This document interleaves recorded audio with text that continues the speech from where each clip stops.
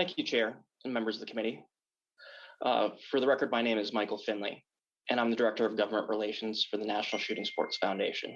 For those of you unfamiliar with NSSF, we're the trade association for America's firearm industry, retailers, and ranges. I'm also a resident of Washington in Vancouver.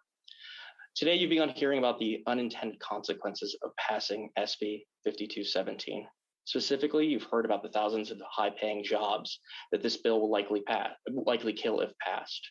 You've heard about the ugly truth that gun control legislation is rooted in a despicable, racist past.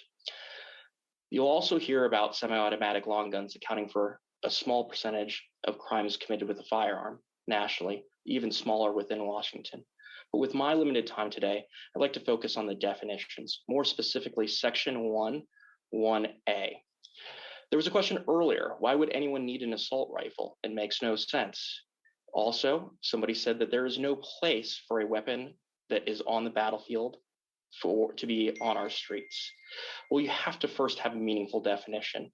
But the one provided in this bill is in the same vein of the cosmetic derived definition that we saw in the 94 legislation. Like the 94 legislation, SB 5217 would restrict the sale of virtually all semi-automatic rifles. Sorry, I'm running out of time here. But what the bill fails to do is adequately define what an assault weapon is. There are major differences between a weapon of war, weapons that we see on battlefields, and a long semi-automatic rifle that we know as the modern sporting rifle. Primarily by pulling the trigger one time, you get one round to disperse with these long semi-automatic firearms. With a weapon of war, oftentimes they have switches that allow you to go into fully automatic or 3-shot burst. And I know I'm wrapping up real quick. Thank you. That is the distinction to be made between what is being said and what the reality is of this bill, and that would be virtually to ban all semi-automatic long rifles, making no distinction.